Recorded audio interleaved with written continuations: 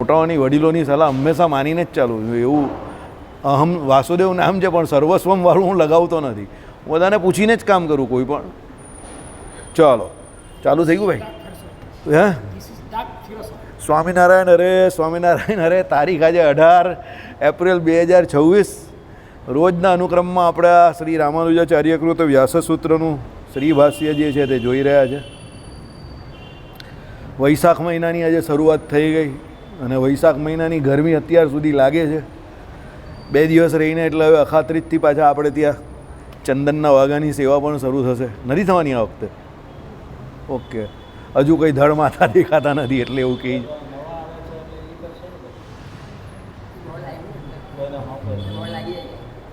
હા, એટલે આપણે એક્સપેક્ટેશન રાખીએ કે ભાઈ શરૂ થઈ જાય, કારણ કે ગરમી જે પ્રમાણે છે દેવને પણ એ ચંદનના વાઘાની સેવા થવી જ જોઈએ.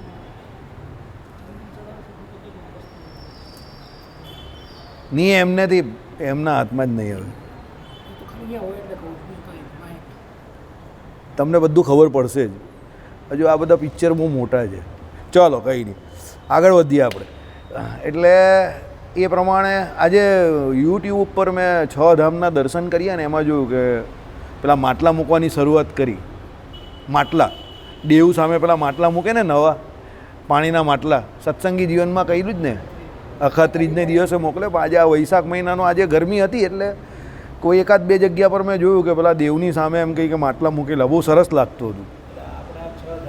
આપણા 6 ધામોના દર્શન જે કરીએ ને, હું યુટ્યુબ પર કરાવું મારા પપ્પાને. બોલો આપણું ટીવી હોય ને, સ્માર્ટ ટીવી, એમાં યુટ્યુબ ઉપર આપણા 6 ધામના દર્શન રોજના આવી જાય ને. એના પછી 6 ધામના લખેલા હોય પણ આપણા અહીંયા સુરતના મંદિરના પણ આવે છે, મૂળી મંદિરના આવે છે, જેતલપુરના આવે છે, ગલુડીના આવે છે, અહીંયા આપણા હનુમાનજી જે છે તે, છપૈયાના આવે છે, સારંગપુરના આવે છે.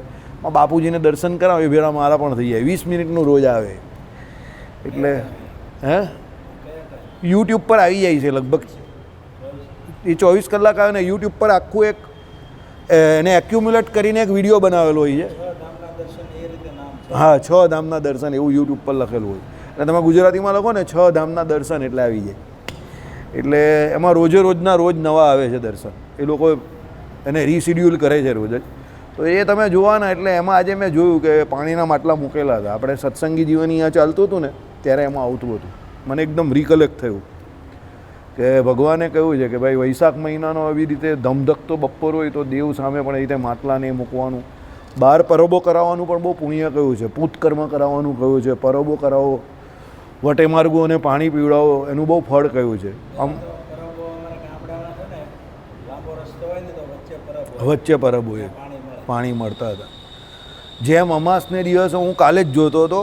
હું અહીંયાથી આમ નીકળો ને તો 2 બેન ને એક બીજા ભાઈ, એટલે એના કોઈ ફેમિલીના માણસ ત્યાં બહાર ગૌશાળાની બહાર દીવો કરતા હતા. તો જેમ અમાસની રાત્રે દીપદાનનું મહાત્મય છે, તેમ વૈશાખ મહિનામાં પાણી પીવડાવવાનું બહુ મહાત્મય છે. દેવને, પશુ પક્ષીઓને, મનુષ્યોને, બધાને. એટલે આ તમને જણાવ્યું. તમારાથી કોઈ સેવા બની શકે તો કરજો, અને કોઈ જગ્યા પર કરવાની હોય તો મને કહેજો, આપણે કરશું. બરાબર. Why are you in fear when I am here. બરાબર. આમાં મિત્રનો ડાયલોગ છે. Vasudev, why are you in fear when I am here. મેં કોઈ ઓકે, વેરી ગુડ. વલસાડ તો મારો એક રિપ્રેઝેન્ટેટિવ હતો, એનો ડાયલોગ છે. ચાલો, એટલે કહેવાનું તાત્પર્ય આપણે ગઈકાલે જોયું એ પ્રમાણે, એટલે ભ્રમ એટલે અજ્ઞાનવાદને અને ઔપાધિક બ્રહ્મભેદવાદને તેમજ યુક્તિ વિરુદ્ધ અને સકલ શુદ્ધિ વિરુદ્ધ બીજા કોઈ વાદને કોઈ પણ રીતે અવકાશ દેખાતો નથી. ગઈકાલે આપણે જોયું કે અદ્વૈત વેદાંતમાં જે પ્રમાણે આ પ્રમાણે કહ્યું છે કે ભાઈ ભેદ સર્વથા અસત છે, અજ્ઞાને કરીને પ્રતીત થાય છે અને અજ્ઞાન બ્રહ્મમાં રહેલું છે એવો એક વાદ. ભેદ છે પરંતુ તે ઉપાધિને લીધે થયેલો છે એવો વાદ. આ બધા વાદ જે છે તે વસ્તુતા એ શ્રુતિમાં મળતા આવતા નથી. આવું રામાનુજાચાર્ય અહીંયા સાબિત કર્યું. બરાબર.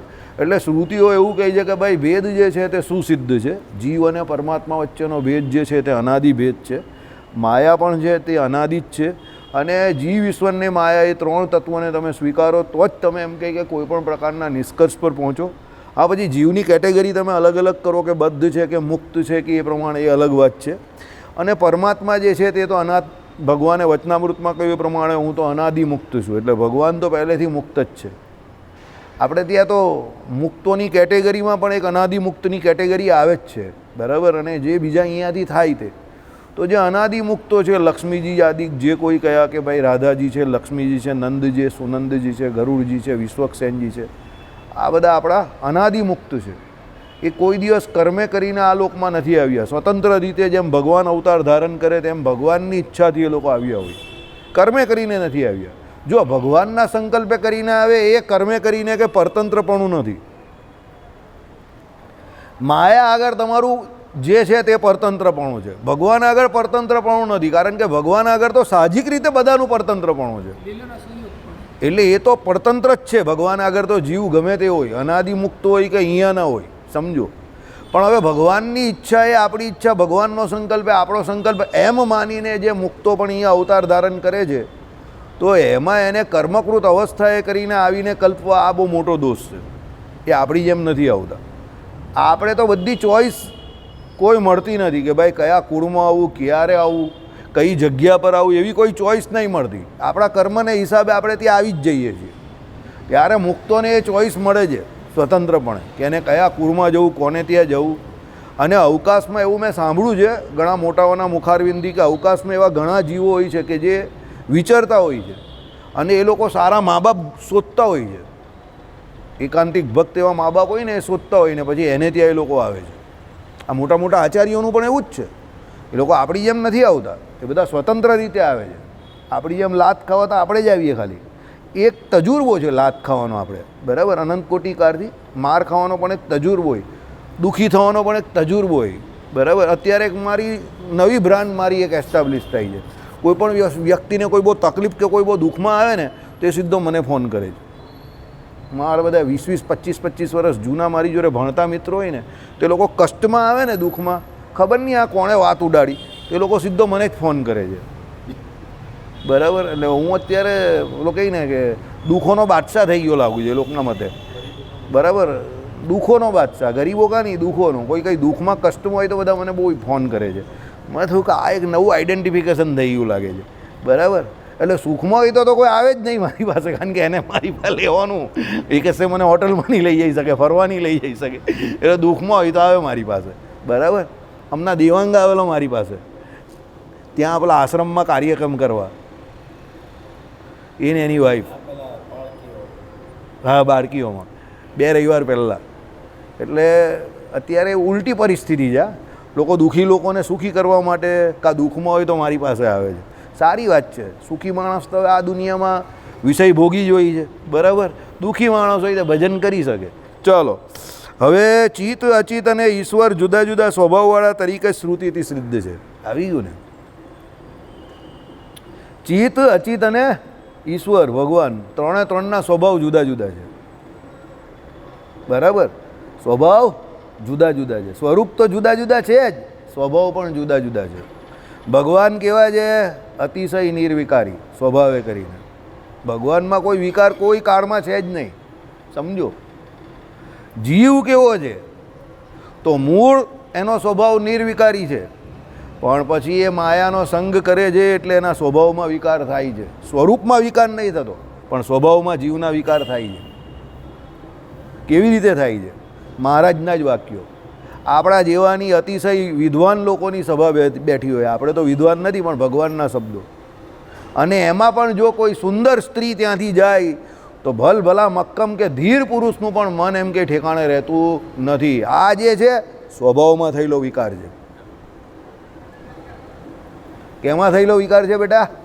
સ્વભાવમાં થયેલો વિકાર છે. એટલે જીવ જે છે એના સ્વભાવમાં વિકાર છે. આ પ્રમાણે પરમાત્મા જે છે એના સ્વરૂપમાં પણ વિકાર નથી ને સ્વભાવમાં પણ વિકાર નથી, સમજો. ભગવાન પુરુષોત્તમ નારાયણ એટલે નારાયણ જેવા તો એક નારાયણ જેવા છે કે જેને ગમે એટલો સ્ત્રીનો યોગ થાય, કે ગમે એટલા ધનના ઢગલા થઈ જાય, કે ગમે એટલી સમૃદ્ધિ કે સંપત્તિનો યોગ થાય, તો પણ ભગવાનનું મન જરા પણ ચલાયમાન થાય નહીં. એટલે નિર્વિકાર, એટલે નિર્વિકાર રહેવું એ ભગવાનનું જ કામ છે. એટલે આપણા સ્વભાવમાં આ પ્રમાણે વિકાર સંભવિત છે. અને માયા સ્વરૂપે કરીને પણ વિકારવાન, સ્વભાવ પણ એનો પરિવર્તનકારી, બધું એનું એવું જ છે. એટલે ત્રણમાં ત્રણ રીતે ફરક છે સ્વરૂપ અને સ્વભાવમાં. સ્વરૂપ આપણું હા હોય ને, પરિવર્તનકારી સ્વભાવ ખરો ને એનો, એનો નેચર રોજ પરિવર્તન થયા કરે ને એના સ્વભાવને વિશે, બરાબર. સ્વરૂપ પણ કેવું છે એનું, તો એના સ્વરૂપમાં પણ ગરબડ જ છે બધી, સમજો. એટલે સ્વભાવ શક્ય હોય એ વાત તમારી સાચી છે, પણ એના સ્વરૂપ અને સ્વભાવ બંનેમાં એ પ્રમાણે જ માયામાં વાત કરેલી છે, સમજો કે ભાઈ એ પરિવર્તનકારી છે. બીજું એનામાં જે દોષો રહ્યા છે તે બધા એના સ્વભાવમાં આવે ને. જે આજે નિત્ય નિર્દોષપણું પરમાત્માના અનંત કલ્યાણકારી ગુણ કયા, તો અનંત કલ્યાણકારી ગુણ એ ભગવાનના સ્વભાવમાં આવે. અને દોષ જે છે માયાના તે પરમાત્માને નથી ઓળખતા, તો એ દોષ જે છે માયાના તે માયાના સ્વભાવમાં જ આવ્યા ને, કે ભાઈ માયા છે તો એ દોષ હોવાના જ. કોલસાની વખારમાં જાઓ, તમે ખાણમાં જાઓ, તો એનો સ્વભાવ જ શું છે, કાલક લાગવાની એટલે લાગવાની તમને, કારણ કે એ કોલસાની વખાર એ ખાણનો સ્વભાવ એવો છે કે એ તો કાલક લાગે જ, સમજો. એટલે એ પ્રમાણે ત્રણે ત્રણના સ્વરૂપ સ્વભાવ જે છે એમાં ગરબડ, એટલે અલગ અલગપણું છે. જીવ સ્વરૂપથી અણુપરિમાણ, પરમાત્મા સર્વવ્યાપક, સમજો. કહેવાનું તાત્પર્ય શું છે, સ્વભાવ જે છે તે જુદા જુદા સ્વભાવવાળા ચિત્ત, અચિત અને ઈશ્વર ત્રણે ત્રણ છે, અને તેઓનો શરીરાત્મ ભાવ હોવાથી પ્રકાર પ્રકારી રૂપે શ્રુતિઓએ એમને માન્યા છે. એ પ્રકાર છે અને ભગવાન એના પ્રકારી છે, એટલે બંને ભગવાનને આધારિત છે. કોણ? જીવ અને માયા બેઉ. શરીર શરીરી ભાવ, પ્રકાર પ્રકારી ભાવ. તેમાં બીજી શ્રુતિઓ કાર્યકારણ ભાવનું પ્રતિપાદન કરે છે. ભાઈ બંને કાર્યકારણ ભાવનું પણ પ્રતિપાદન કરે જ છે બીજી શ્રુતિઓ, અને કાર્યકારણના ઐક્યનું પ્રતિપાદન કરે, તેથી વિરોધ આવતો નથી. પાછા કાર્યકારણનો ઐક્ય પણ બતાવે છે. ભાઈ કાર્યકારણનું ઐક્ય કેવી રીતે, તો ભાઈ એ કારણ રૂપે પરમાત્મા જ આ જગત જે છે એના અધિષ્ઠાતા છે, અને કાર્યરૂપે એ જગત જે છે એનું પાલન પણ એ પરમાત્મા જ કરે છે. એટલે પરમાત્માએ જે સૃષ્ટિની ઉત્પત્તિ કરી છે એનું પાલન જ્યારે કાર્ય કરવામાં, એ કાર્ય જ્યારે સૃષ્ટિ થાય એટલે એનું પાલન કરવાની જવાબદારી પણ ભગવાનની છે, અને પાછી એનું પ્રલય કરવાની જવાબદારી પણ ભગવાન પોતે જ લે છે. એટલે એમાં શાસ્ત્રોમાં ઉદાહરણ પેલા કરોળિયાનું આપ્યું. ભાઈ કરોળિયો એ પોતે પોતાનો જાળો બનાવે આખો, અને મોટો જાળો બનાવે એની લાળમાંથી, અને પછી એમાં એ વિચરણ કરે, અને પછી જ્યારે એને બધું વિચરણ કરે, બધું થઈ જાય, પછી એને એ જ જાતે તોડી નાખે, કરોડિયાના જાળાની જેમ. તેમ એમ કહે કે ભગવાન આ જગતનું ઉપાદાન નિમિત્ત કારણ હોય, પછી ઉપાદાન કરે એને, આખું જગત બનાવે, એનું પાલન કરે, અંદર વિચરણ કરે, અને પછી છેલ્લે એનું શું કરી નાખે? પ્રલય કરી નાખે. પણ આમાં ભગવાનને કંઈ પણ ક્રિયા બંધનકારી નથી. ત્યારે એની સાથે પેલો જીવ હોય છે, તે પેલા કરોડિયાના જાળાની અંદર બીજા નાના નાના જીવાતમાં પેલા જીવ જંતુઓ ફસાઈ જાય ને, એમ જીવ જે છે ને આપણો તે ફસાઈ જાય અંદર જાળાની અંદર. સંસારનું જાળું છે ને એમાં જીવ ફસાઈ જાય. એમાં મૂજદાડીવાળા લોકો તરત ફસાઈ જાય, કારણ કે વાળ હોય તે ફસાઈ જાય ને અંદર. ચીકણા હોય તો નહીં ફસાય અશોકભાઈ જેવા, એટલે દાઢી મૂછ નહીં રાખવાની હોય, ફસાઈ જાય જાળાની અંદર, સમજી ગયા? ગુચ્ચો બી થઈ જાય કોઈ કોઈ વખત, બરાબર. ચાલો, જેમ આજ્ઞેય એટલે શું છે? આદિ 6 યાગ વિધિ વાક્યથી છૂટા છૂટા ઉત્પન્ન થયેલા છે. તેઓના આજ્ઞેય એટલે 6 યાગ, એટલે અગ્નિ જે છે ને એના 6 અલગ અલગ પ્રકાર છે, બરાબર. અને એ અલગ અલગ પ્રકારના યાગો કયા છે. આ જે વ્યક્તિ પેલા કર્મકાંડ ભણ્યા હોય ને, આપણે તમને નહીં કહેતા કે ભાઈ વિષયો બધા આવે છે, કર્મકાંડ આવે, વેદાંત આવે, સાહિત્ય આવે, ન્યાય આવે, આ બધા વિષયો જે આવે, MA કરે, BA પછી MA કરે, તો એના માટે આ બધા વિષય આવે. એમાં કર્મકાંડમાં આ બધી વસ્તુઓ આવે, બરાબર, કે 6 પ્રકારના અગ્નિ કયા કયા છે તેને, આ બધું. ચાલો, એટલે 6 યાગ વિધિ વ્યાખ્યાથી છૂટા છૂટા ઉત્પન્ન થયેલા છે. તેઓના સમુદાય અનુવાદી, એટલે હવે સમજો સમુદાય અનુવાદીનો અર્થ શું કરેલો છે અહીંયા આપણે સમજીએ. સમુદાય કરવામાં કાંઈ નવું કહેવાતું નથી, માટે એ વિધિ વાક્ય નહીં પણ અનુવાદ વાક્ય હોય છે, તેનો જ સમુદાય કરવામાં આવે છે. વિધિ કર્યો હોય છે એનો જ અનુવાદ કરવામાં આવે છે. એટલે જે વિધિ કરેલો હોય એનો અનુવાદ કરવામાં આવે. સામાન્ય જે વિધિ હોય એનો અનુવાદ કરે. હવે આપણે ઘણી વખત પેલા બ્રાહ્મણો બોલે તો પહેલાં સંસ્કૃતમાં શ્લોક બોલે, બરાબર છે. મંગળમ ભગવાન વિષ્ણુ મંગળમ પોંદળીકાક્ષમ કરીને કહે, એટલે પછી એનો પછી અર્થ સમજાવે પેલા બ્રાહ્મણ ભૂદેવ હોય તે, અને પછી એમાં જે કંઈ કરવાનું હોય તે તમને કહે. હવે જમણા હાથમાં પાણી ચાલ્યું, અને પછી ઠાકોરજીને એમ કહે કે એક પુષ્પ કંકુ અરું કરીને સમર્પિત કરું, ગંધમ પુષ્પમ સમર્પયામિ સ્વાહા, બરાબર, આવી રીતે જ કહી ને. ચાલ તો હા એ તો પછી ગઈ, એ તો એને તમે પૈસા નહીં આપો ને પછી ગઈ. બાજુમાં કોઈ પહેલવાન હોય ને એટલે એને કંઈક હવે બાજુવાળાના ગાલ પર તમાચો માર્યું એટલે તમે એને એક મારો એટલે પેલો પછી તમને શું કરે? 2 ફૂટ મારે એટલે પછી તો મારામારી શરૂ થઈ જાય ને બ્રાહ્મણ ત્યાંથી એનું પોટલી ઉચકીને ગાયબ થઈ જાય. બહુ સારી દક્ષિણા આવેલી. બરાબર. ચાલો એટલે 2 વાક્યોથી 2 સમુદાય પડે છે એટલે આ પ્રમાણે 2 વાક્યોથી 2 અલગ અલગ સમુદાય પડે. બરાબર. ચાલો યેન દર્શ પૂર્ણમાસામ્યામ કાત્યાયન શ્રૌ શું એટલે જેને સ્વર્ગની કામના હોય એણે દર્શ અને પૂર્ણમાસ યાગ કરવા. ભાઈ સ્વર્ગમાં જવું જ તારે તો આ દર્શ અને પૂર્ણમાસ. બરાબર. પૂર્ણમાસ એટલે આખો માસ અને દર્શ એટલે અડધો 15 દિવસ. હા એટલે દર્શ એટલે પૂર્ણમાસ યાગ કરવા. એ અધિકાર વાક્ય અમુક સ્વર્ગની કામનાવાળા પુરુષને યાગ કરવાના કહે છે. ભાઈ તમને સ્વર્ગની કામના હોય તો અમુક યાગ કરવાના છે. સત્સંગી જીવનમાં લખેલું છે કે આ યાગ કરે તો તમારો શત્રુઓનો નાશ થઈ જાય. પેલો કયો એક યાગ છે? સોમ યાગ કેવો કયો એક યાગ? સોત્રામણી યાગ. હા તો એ કહે કે એનાથી તમારા શત્રુઓ બધા મરી જાય. પણ પછી લખેલું છે તમારો શત્રુ મરી જાય ને એ પાપનું ફળ તમારે નર્કમાં જઈને ભોગવવું પડે. એટલે શત્રુ મરી જાય પણ તમારે એના પાપનું ફળ તો લાગે જ તમને. બરાબર. અથર્વવેદમાં છે. અથર્વવેદમાં બધી બહુ ખતરનાક વિદ્યા છે. અહીંયા આમ કરીને એક પૂતળું બનાવે પેલો, પછી એ પૂતળાની કાન હોય ને કાન એની અંદર સળી ગોંચે એટલે પછી તમે પેલો બેઠેલો હોય ત્યાં પણ સળી કૂજાય અંદર. હવે મેં તમને કાનનું નામ એટલે આપ્યું કે કાન બહુ સારો શબ્દ છે.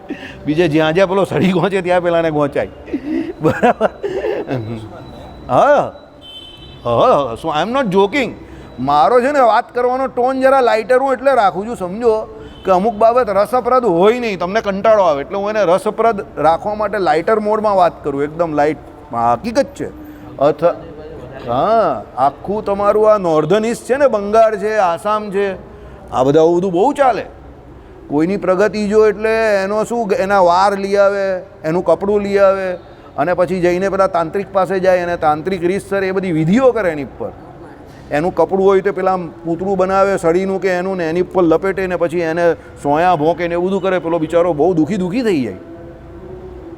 આપણા ગુજરાતીઓ આ બધી બાબતમાં બિચારા સીધા હોય, એને બહુ માથાકૂટ નહીં. એ ભાઈ તું તારું હું મારા ખમણ ખાયા કરું, તમે તમારા ફાફડા ખાઓ જાઓ. I am happy with my khaman and locha. You should be happy with your fafdas and gathiyas. બરાબર. I don't have any problem. એટલે ગુજરાતી એમ બેઝિકલી સીધા. બાકી એ બાજુ આ કામાક્ષી દેવી છે તે આખો બેલ્ટ છે તે, પછી આ નીચે બંગાળ છે તે, અરે ઇવન અમુક યુપીના એરિયા પણ, બિહાર યુપીના એરિયા પણ આવા છે. હા તાંત્રિકો બધા હોય, ગામડે હોય. બરાબર. અરે બહુ ખતરનાક વિસ્તાર હોય અમુક. તમે ત્યાં છે ને કોઈ જગ્યા પર ભગવાને જે ના પાડેલી જ ને અવાવરું જગ્યા પર કે જ્યાં ન જાણતા હોય ત્યાં લઘુશંકા પણ ન કરવી. બરાબર કહ્યું છે, બહુ એકદમ બરાબર કહ્યું છે. લઘુશંકા તમારી કોઈ એવી જગ્યા પર કોઈ થઈ જાય ને તમે ફસાઈ જાઓ, બહુ ભારી હેરાન થઈ જાઓ. બરાબર. આપણા પેલા એક સાધુને જ આ પ્રોબ્લેમ થયેલો ને, વડતાલના એક નાના સાધુને જ થયેલો. હા અહીંયાનું એ તો ખાલી બધી વાત છે. એ તો સારા થઈ ગયા. એને તો પેલો વાયરસ કે અંદર ઘૂસી ગયેલો, ટાઇફોઇડ હતો કંઈક ને પછી કંઈ વાયરલ ઇન્ફેક્શન કે એવું થયેલું. આ બધું સેરેબ્રલ પેલું બેરિયર હોય ને એને ક્રોસ કરીને એવું આ બધા અંબક વાત કરે, એને કંઈ થયેલું નહીં. એટલે આ લોકો બધી વાતમાં પેલો જરા હવે પેલો બ્રેઇન લોસ થાય એટલે પેલો લવારા કરે ને એટલે આ લોકોને બધું એવું બધું જ દેખાયા કરે. કંઈ બધામાં થોડું એવું હોય કંઈ. પણ આ તો પેલો કેસ બરાબર હતો. ટ્રીટમેન્ટ કરાવે છે ને, ટ્રીટમેન્ટ ચાલે જ છે અત્યાર સુધી. એની નડિયાદમાં દાખલ જ કરેલા ને, આવી ગયા ને તો ઓકે થઈ ગયા. તો બધા ફેંકોલોજી છે આપણે ત્યાં પણ. એ તો કોઈ સામાન્ય કોઈ પણ વ્યક્તિ હોય એને બીમાર પડી હોય ને પછી આ બ્લડ બ્રેઇન બેરિયર ક્રોસ કરી નાખે ને કોઈ વાયરસ કે એવું કંઈ ચાલ્યું જાય કે એવું કંઈ થાય તો બિચારો લવારા પર ઉતરી જાય. હવે એ તો બટ નેચરલ છે ને. અમારા મેડિકલ ટર્મિનોલોજીમાં એ કંઈ બહુ મોટી વાત નથી. ઘણાને થઈ જાય. ડિપ્રેશનમાં ઘણા લોકો એવા લવારા કરતા થઈ જાય ને. અરે ઉગ્ર થઈ જાય તો કોઈને ગ્લાસ મારી દે કે એવું પણ કંઈ કરી દે. એકદમ બિચારો સાદો માણસ સીધો હોય તો પણ એ બધી માનસિક પરિસ્થિતિ છે. તો એ અલગ વાત છે આખી. પણ આ આખી મેટર અલગ છે. હું તમને જે કહું તે કોઈ વ્યક્તિ બગાડે, કોઈ તાંત્રિક કે કોઈ આ ઈર્ષ્યાનું બહુ વરવું રૂપ છે અને આખાને આખા કુટુંબો મેં એમાં બરબાદ થતા જોયા છે. લોકોના બાળપણ આખા ચાલ્યા ગયા હોય અંદર, લોકોની જુવાની અંદર ચાલી ગયું એવું મેં જોયું છે. છોકરીઓના લગ્ન ન થાય. બહુ આ ઈર્ષ્યા બહુ મોટો શત્રુ છે. બરાબર, ચાલો જવા દો, એ બધામાં પડતા નહીં. પણ મહારાજે ભગવાને બહુ ચોખ્ખી ના પાડેલી છે. એ કરવાવાળો, એ કરાવવાવાળો તાત્કાલિક એને ભલે એવું દેખાશે કે મેં પેલાનું બગાડી નાખ્યું, પણ એ એના જીવનમાં એના પછી એનો અંતકાળ આવે ને, એ કોઈ દિવસ સારો નહીં આવે. ને અંતકાળ પછીની એની ગતિ બહુ ખરાબ થાય. એ ગોરખ ધંધા કોઈ દિવસ નહીં કરવા. ભગવાનનું ભજન કરવું.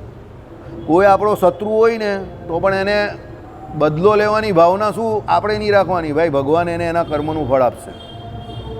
શત્રુતા કોઈની જોડે નહીં રાખવી. એવું બની શકે કે ઘણા લોકોમાં વ્યવહારિક બુદ્ધિ થોડીક ઓછી હોય, શાસ્ત્રનું જ્ઞાન તમને કે એ પ્રમાણે, હમણાં મને જે ભાઈએ કહ્યું એ પ્રમાણે શાસ્ત્રનું જ્ઞાન હોય પણ વ્યવહારિક બુદ્ધિ ઓછી હોય અને નાની નાની બાબતમાં તું મેં કરતા હોય તો એવોઇડ ધેમ. બધી બાબતમાં વાણીથી કે એક્શનથી કોઈને જીતવાનો પ્રયત્ન નહીં કરવો. ઘણી વખત તમે એની અવગણના કરો ને, એમાં તમારું જીવન બહુ શાંત થઈ જાય અને તમારા દિવસો બહુ શાંતિથી નીકળે. દરેક બાબતનો જવાબ આપવો કે લડવું દરેક પ્રસંગે જરૂરી નથી. એવું તમારા પોતાનામાં પણ એવું છે. તમારા પોતાના વ્યક્તિ જે હોય ને એને પણ હરાવીને તમને કોઈ દિવસ ફાયદો નહીં થશે. બાપા જોડે 2 દલીલ તું કરશે ને, કદાચ તું દલીલમાં જીતી જશે, જીવનમાં હારી જશે. સમજો, અમારથી અમે લોકો એ જ પોલિસી રાખેલી છે. કોઈ એક ગરમ થાય ને, બોલો ખોટો હોય તો બી બીજો ત્યારે દલીલ નહીં કરે,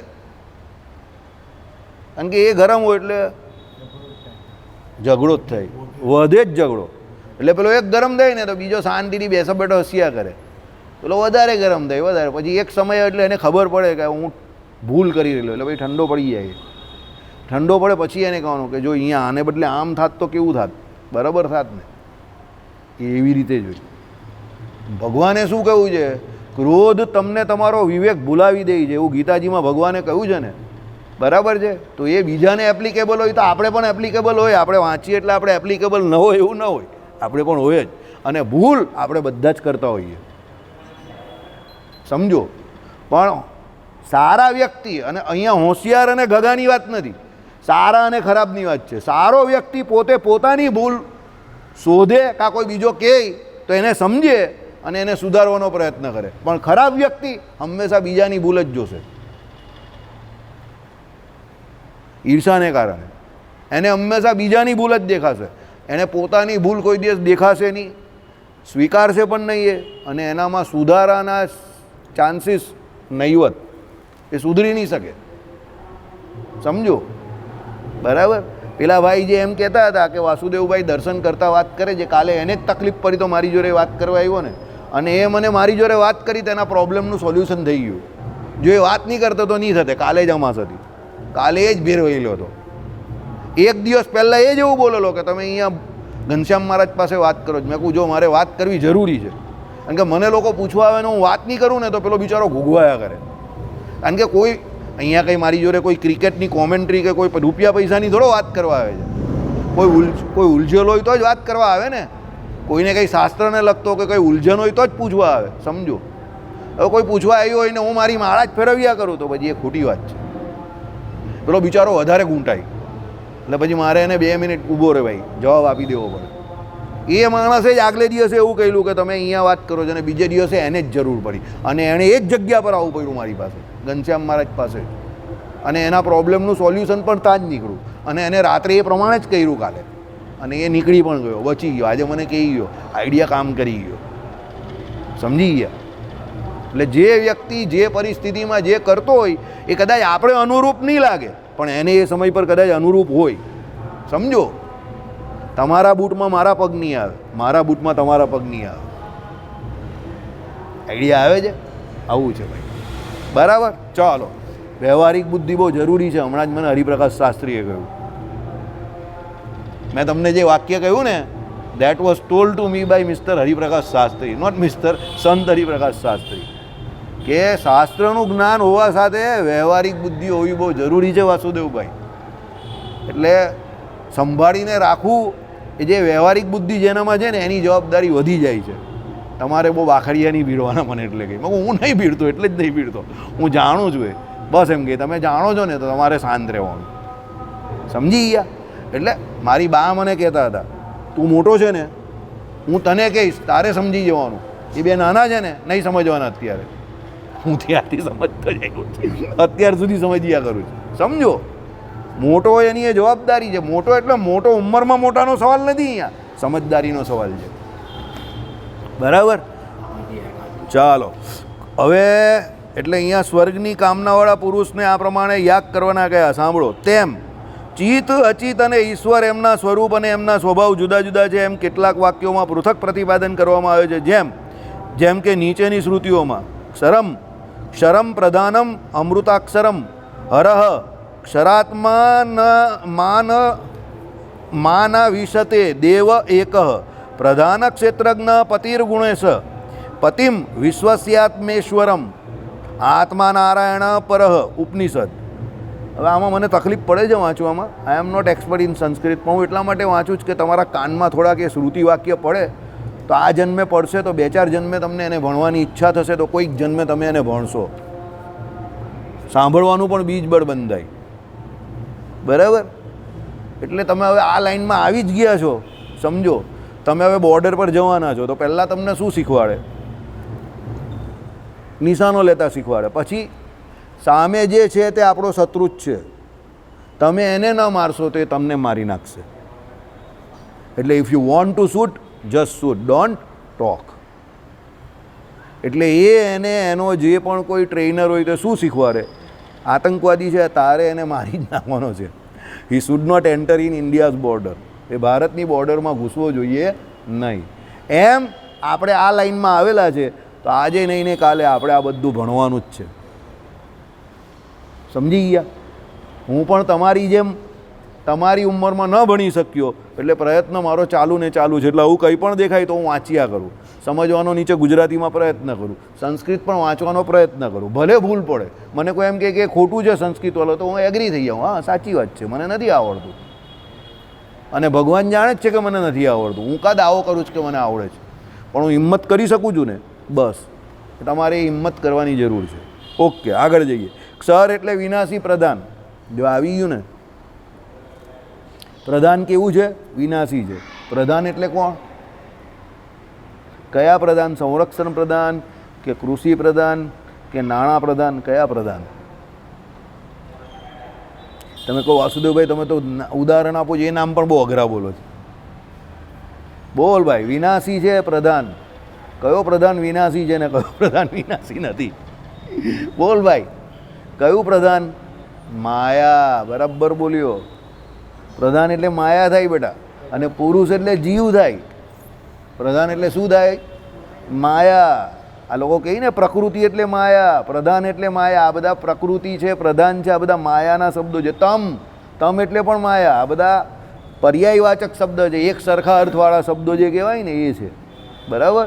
ચાલો, એટલે ક્ષર એટલે વિનાશી, પ્રધાન પ્રકૃતિ અચિત છે.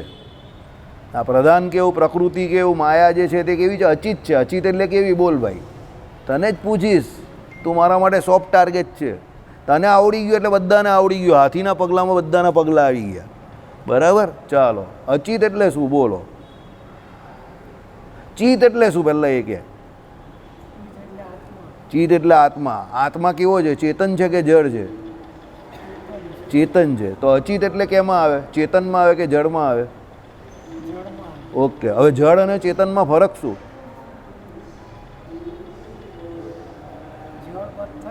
Okay okay, very good. આનાથી સારી રીતે કોમેડીમાં જવાબ આપવો હોય તો હું ચેતન છું ને તમે જળ છો એમ કહેવાય. કારણ કે તમે મને જ પ્રશ્ન પૂછ્યા કરો છો કે આવી રીતે જવાબ હોય એ તું નહીં આપી શકે, વાર છે. ચાલો, એટલે કહેવાનો મતલબ શું છે? જળ એટલે આ પથ્થર, એને એનું હું પણ નથી. જો પથ્થર ગરમ છે પણ પથ્થરને ખબર છે કે ગરમ છે? ના, પણ મને ખબર પડે છે કે આ પથ્થર ગરમ છે, કારણ કે હું ચેતન છું. હું તમને 2 શબ્દ કડવા બોલું તો તમારા ચહેરા ઉપર એના હાવભાવ દેખાય. વાસુદેવભાઈ ખીજવાયા. બરાબર? કેમ? તમે ચેતન છો, તમારામાં હું પણ છે એટલે દેખાય. પથ્થરને હું કેમ હો પથ્થર વર્ષોથી આમનો આમ જ છે, અલા પથ્થર જેવો છે, કંઈ ખબર નહીં પડતી, ગરમ થઈ જાય, બિચારો કંઈ નહીં કરી શકે, કારણ કે એને એનું હું પણ નથી, એ જળ છે. એટલે દુનિયાની સૌથી ખરાબમાં ખરાબ ગાળ કઈ ખબર જ તમને? કઈ ગાળ? આ દુનિયાની સૌથી ખરાબ ગાળ છે, પણ આપણે ખબર પડતી નથી. તમને કોઈ એમ કહે ને તું જળ જેવો છે, આ સૌથી ખરાબ ગાળ છે. કેમ? એણે તમને જે ચેતન હતું, જે જીવનો ઓરિજિનલ સ્વભાવ, એમાંથી જ બહાર મૂકી દીધા, તમને જળ કહી દીધા. એટલે તમારામાં કોઈ એક્સપ્રેશન્સ જ નથી. કોને? હા હા જળ એ એકદમ સાચું બોલ્યા અશોકભાઈ, એકદમ સાચું બોલ્યું. સ્વાભાવિક ગુણ જે પ્રકૃતિ છે એમાં સુધારો કરવામાં માંગતો જ નથી. હા એટલે અજર, અજર સુધારો કરવા માંગતો જ નથી. એકચ્યુઅલી એ અજર નથી, એ શબ્દ અજર નથી, એ એકચ્યુઅલી એ શબ્દ સજ્જડ છે, એ હજર બમ જેવો છે, પણ આપણે પેલા અપભ્રંશ કરીને એને અજર પર આવીએ. હા અજર એટલે હા એટલે અપભ્રંશ, બસ કોઈ વાતમાં સમજે નહીં એવું. એની ભૂલ છે ને એ સુધારવા ત્યારે નથી હોતી. એને એની ભૂલ દેખાતી જ નથી ને, સમજો. ભૂલ દેખાતી હોય તો એ ચેતન થઈ જાય ને, બરાબર? છોટા ચેતન કે બડા ચેતન? મિક્સ ચેતન. જો મિક્સ ચેતન, બરાબર ભાઈ? તું સિંધી છે ને? આ સાહેબ તને સિંધી કહી છે, હું નહીં કહેતો, જોજે. ચાલો હસવાની વાત કરું છું. એટલે કહેવાનો મતલબ શું છે કે ભાઈ ચેતન છે એને હું પણ છે, એટલે એને જો આને કહ્યું તરત કેવું રિએક્શન આપ્યું, મિક્સ ચેતન કરીને એકદમ ધડામ દઈને રિએક્શન, ઓટોમેટિક રિએક્શન. ચેતનમાં એવું પણ છે. આ બિચારા પથ્થરને હું કહીને થાકી ગયો, પણ એ બિચારો કંઈ નહીં કરે, ગરમ થયો, ગરમીથી ગરમ થાય છે, પણ એને એનું હું પણ નથી. પણ જીવ જે ગરમ થાય છે એના ગરમાટામાં કંઈ અલગ પ્રકારનો તમને એમ કંઈ કે ટેસ્ટ દેખાશે કે આ ભાઈ કેવું બોલ્યા કે મિક્સ પ્રકારના ચેતન છે. અરે મિક્સ ચેતન તો અંદરનું ચેતન, ભગવાન ગરમ નહીં થતા. ગરમ કોણ થાય?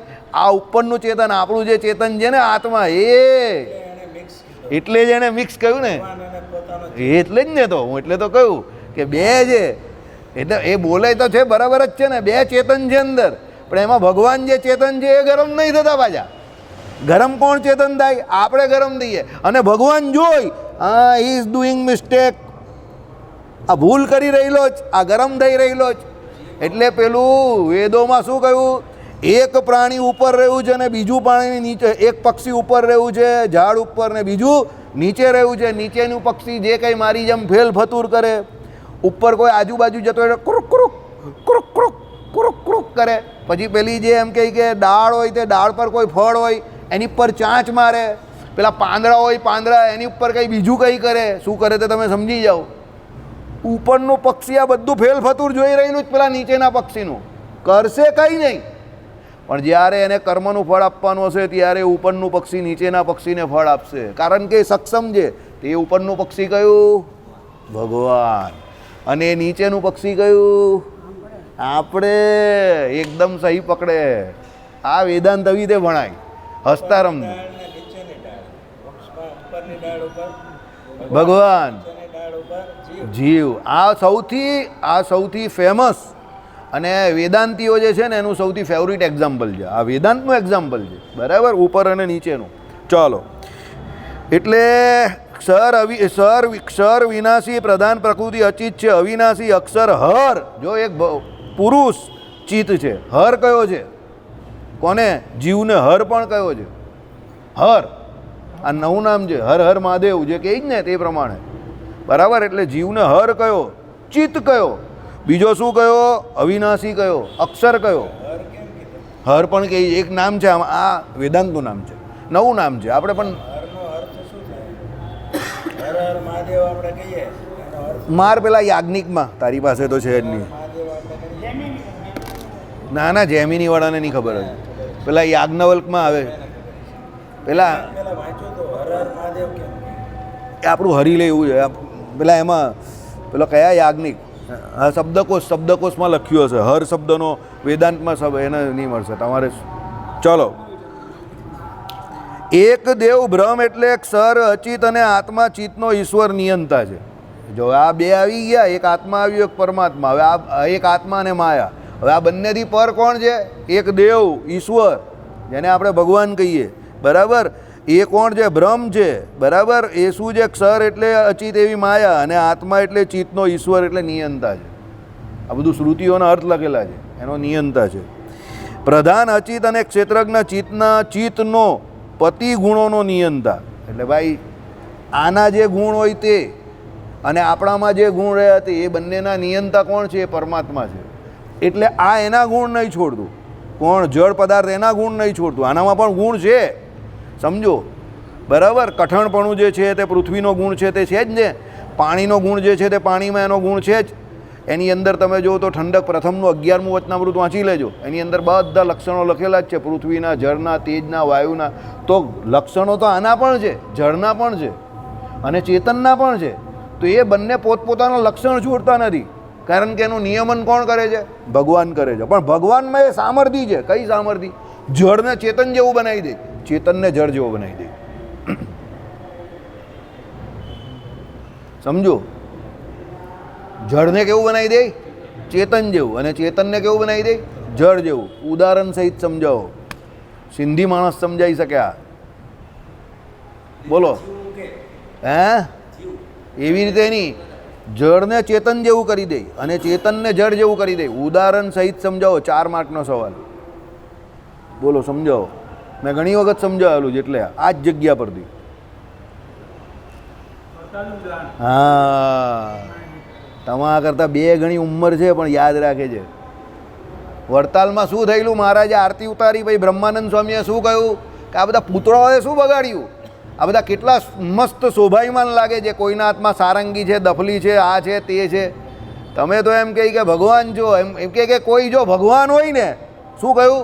જો કોઈ ભગવાન હોય ને તો આને અમને એમ કહે કે ચેતન કરી નાખે, એક્ટિવ કરી નાખે. આપણી ભાષામાં કોઈ ભગવાન હોય તો આવું કહ્યું.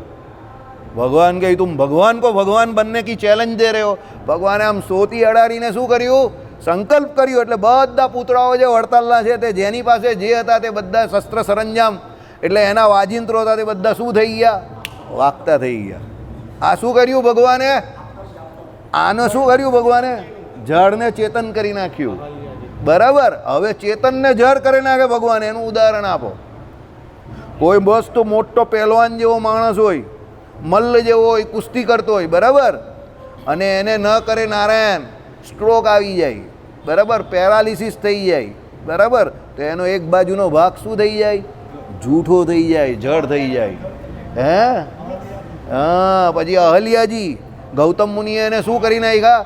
જળ કરી નાખ્યા, પથ્થર જેવા કરી નાખ્યા. તો ચેતનને જળ કરી નાખ્યા ને. પાછા ભગવાને એને શું કરી નાખ્યું? ચેતન કરી નાખ્યું, બરાબર. એટલે જળને ચેતનને જળ કરી શકે એવા કોણ છે? તો આપણા ભગવાન જ છે, બીજું કોઈ નથી. બાકી સામાન્ય રીતે ભગવાન એવું કરતા નથી. આ બધા અસામાન્ય કેસ બતાવ્યા. જળના નિયમમાં રહે છે, ચેતનના નિયમમાં રહે છે. શ્રીપતિમ શ્રીધરમ સર્વદેવેશ્વરમ ભક્તિધર્માત્મજમ વાસુદેવમ માધવમ કે